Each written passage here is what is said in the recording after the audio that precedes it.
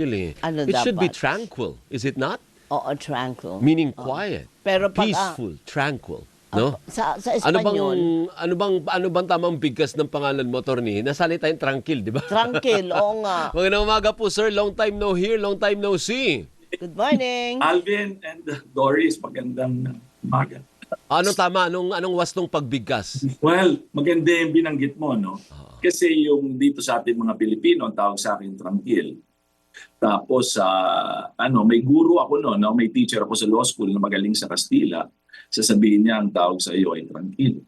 Ano daw tawag? Tranquil. Tranquilo. Sasabihin niya. Tranquilo. Tranquilo, parang Tapos parang yung relax. English teacher ko naman ng high school, Oo. doon ko yan tama yan sinabi mo. Tranquil. Tranquil. Tranquil. Tama. Oh. Kaya yung mga kaklase ko, binibiro ako na yun daw ang tawag, ganun daw pala ang tawag sa akin daw. Oo, para kang si Vigor. Nalala mo, Oo. nasanay tayo kay Mendoza. Si Asik Vigor, hindi Vigor, it's Vigor. Vigor. Oo. Kailan parang pa-social ka naman pag Vigor, di ba? At Kaya saka nga. tranquil. Tranquil.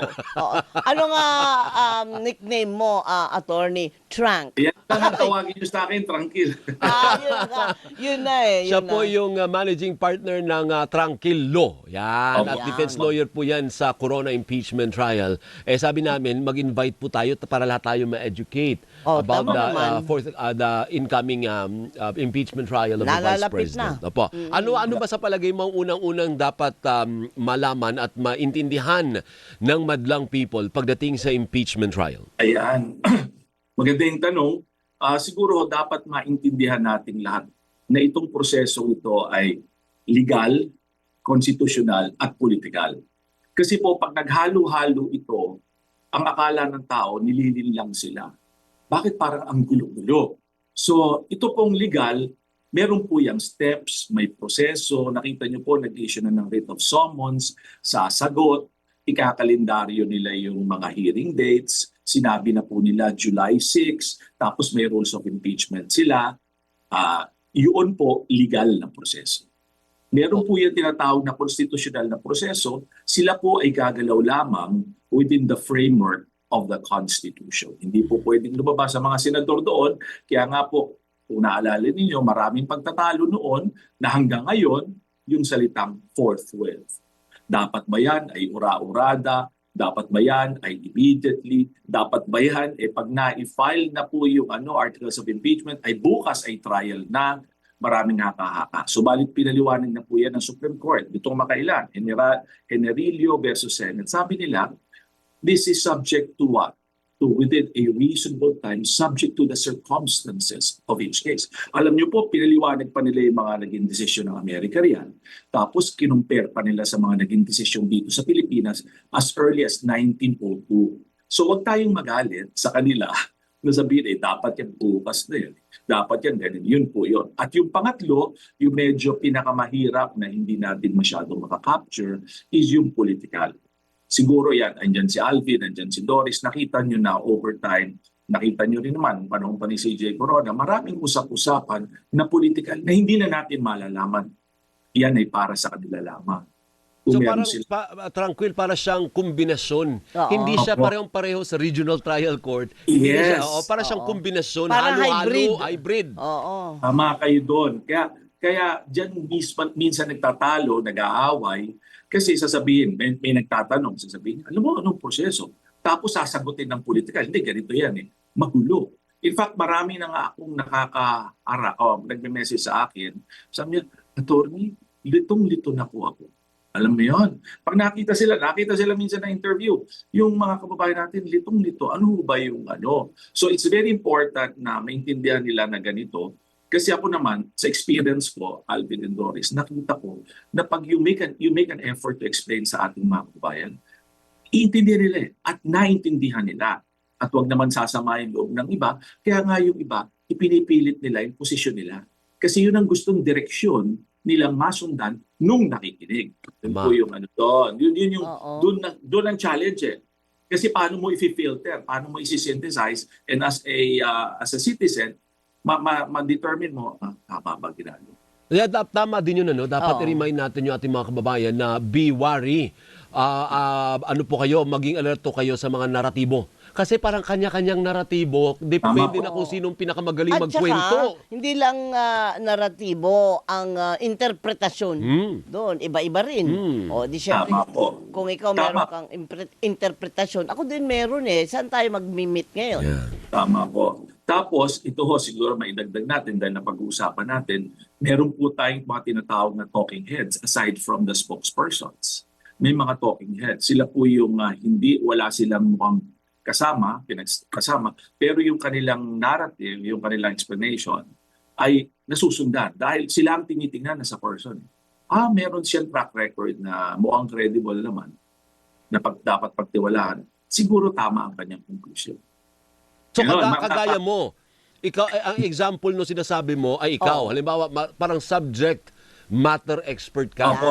na nagpapaliwanag ka palagi. Dapat Tama may po. kredibilidad. Hindi mo rin masabi kasi po may iba dyan. Marami po kasi siyempre iba-ibang tao. Kaya nga sinasabi ko, kahit yung mga nakikinig sa akin, suriin niyo yung sinasabi ko. Kasi as much as possible, siyempre pinipilit natin na maging objective as possible. Pero dapat suriin nila. Kasi meron naman talaga na iba-iba. Katulad nga ako, sinabi mo, resource person. Meron din talagang iba na hindi po resource person, pero sa patuloy niyang pag-present sa social media, nakaka-develop siya ng following. At pag nakaka-develop siya ng following, it means that marami, credible. Pwede rin ganon. So therefore, pag may lumabas, titignan niya, pag merong art card na lumabas, balita, isang linya, gagawa na niya ng opinion niya. Opinion na maaring 5, 6, 7 paragraphs, tapos medyo kikilyahan na niya papunta ron. Yeah. Hindi mo alam kung bakit ganun ang basa niya, yun ay hindi na natin malalaman. Hindi na natin malalaman. Kaya po ang mga kababayan natin, depende po sa analyst. Dapat alam nyo rin po na ang analyst na ito ang kiling ganire. Kaya nga. Ito ang kiling ganire. Kaya Dapat nga alam natin.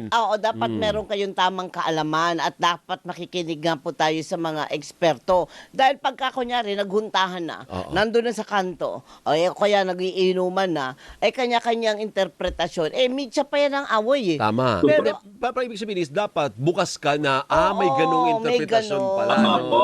Not necessarily na yun ang i-adapt mo. Depende na sa'yo. Depende. Anyway, Attorney Tranquil, do you expect na magkakaroon ng full-fledged hearing o antemano? Pwede bang sabihin ng mga kaalyado ng Vice President, na siyempre hindi nila aminin na kaalyado sila, pero pwede ba yun that someone can move na we dismiss this? Agad-agad, we don't need to go to trial. 12 sila, ano sila partner? 13. 13 sila. oo. Patay tayo dyan, dismiss na kagad. Alam mo, okay, tingnan natin. Ano ba, bago ko sagutin yan, ano ba sinasabi ng saligan? Pag yan ang articles of impeachment ay napunta na, trial will have to proceed.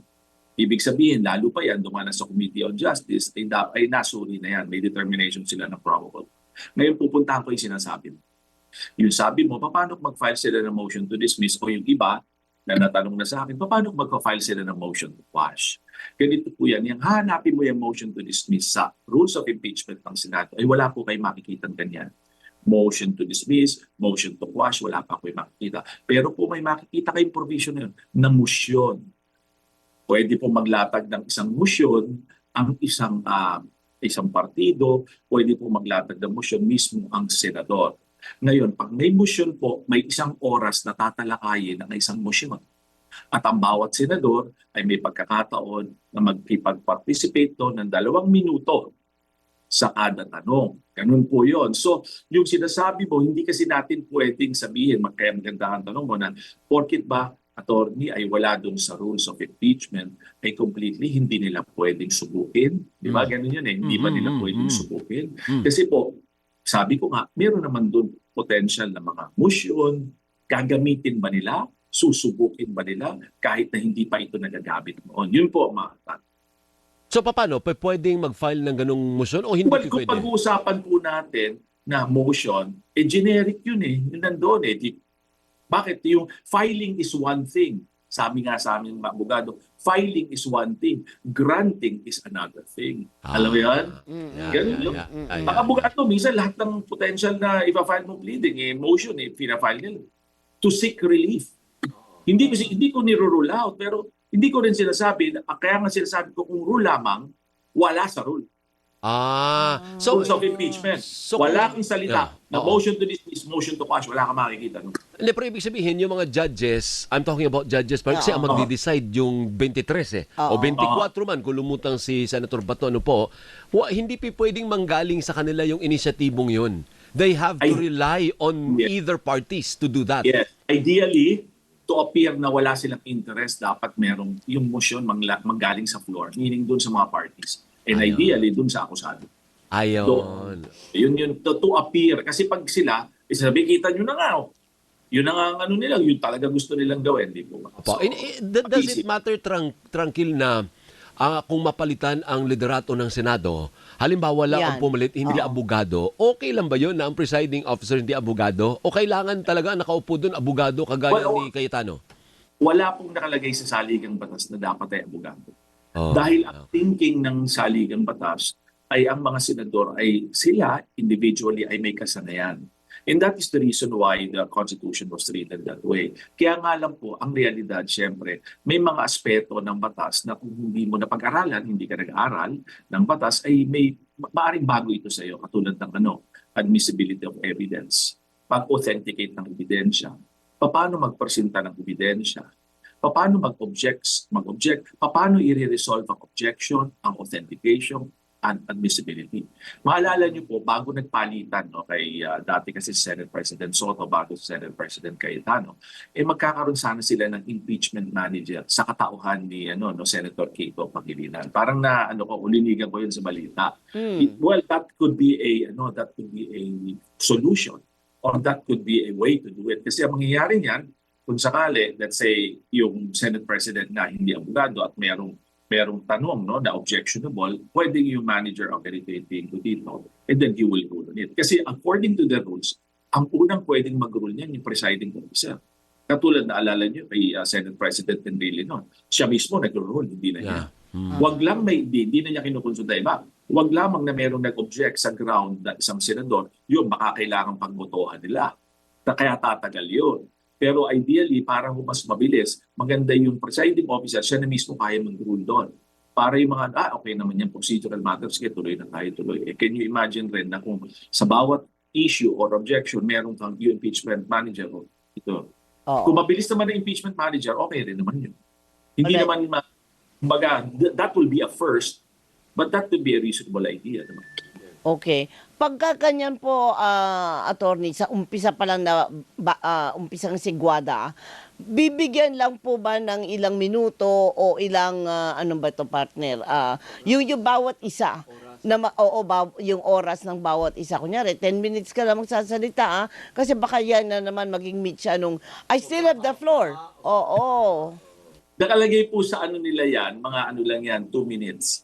Para sa question lang. Hindi yun sa sagot. So may sila niyan. Kaya lang alam niyo naman po yan, siyempre galangan sila yan, courtesy. Minsan tatagal ng konti. Yan ang mabigat yan. Ang kailangan pa rin if I may share with you, ang kailangan nating maintindihan rin po yung para makakala nila presentation of witness. May mga opening statement pa ho yan. According sa rules nila. So asahan ninyo sa pagsisimula niyan, meron yung magbibigay sa panig ng prosecution at akusado ng opening statement. Yeah. Ganon, parang naglalatag, parang sa Amerika, nakita niyo yun? Attorney, iobliga ba nila na umattend sa kada hearing si Vice President Sara Duterte o sa totoo hindi siya obliged to appear? Maganda yung tanong mo, nakalagay rin sa rules nila yan. Nakalagay sa rules nila yan. So, pinadala nila na rules of writ of summon, di ba?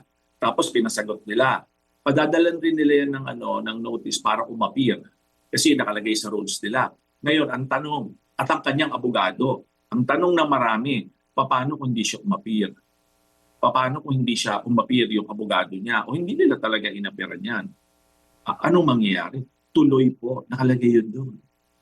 Nakalagay po yun sa rules. So kung yung iniisip nila na huwag na hindi na siya appear, tutuloy at tutuloy. So maririnig ang panig ng prosecution na hindi nila nare-refute yun. Hindi katulad nung reasonable naman kasi position nila, clarificatory hearing, then may question na sila sa baba. Pero po dito sa trial, sa Senado, ay kailangan na pag-aralan nilang mabuti kung sila'y pupunta o hindi sila pupunta. Kasi po may may consequence din yan Pero kasi tutuloy yan. Pag sabi niya, ayoko, tutuloy nila yan. Mas gusto nila na hindi siya umapir. Hindi, pero ibig sabihin, batay ba sa patakaran doon ay pwedeng puwersahin na paupuin? Ay, Hindi naman, di Walang ba? puwersahan. Hindi po, ganun. hindi po. Pag ayaw niya, kaya lang may consequence. Hindi maririnig ang panig mo. Okay. Oo. So, Pero may abogado ka eh. Oo, pwede rin. Kunyari, umapir. Kasi pwede ang possibility dalawang senaryo. Okay. Hindi umapir siya at kasama ang abogado niya hindi umapir, di ba? Oo. Pwede rin, hindi siya umapir, pero abogado niya umapir. Pwede rin. pwede rin. Okay, sige. okay. Tranquila, gawin natin regular ito, ha? Magandang Oo nga. education ito, ha? Kaya nga. Punta ka nga dito sa studio. Taga sa At ka ba? sige, basta kaya ng pagkakataon Taga Quezon City ka lang ba? O Summer South? around the area. Wala, siguro naman kakayanin, basta maaga gigising. Okay, salamat. Thank you, Thank Tranquil. you. Mabuhay ka. Sige po. Good Bye-bye. morning sa inyo dalawa. Good Good morning, morning, si ingat Attorney po. Tranquil Salvador III. Tranquil. Tranquil. Aha. Salvador III. Ang arte.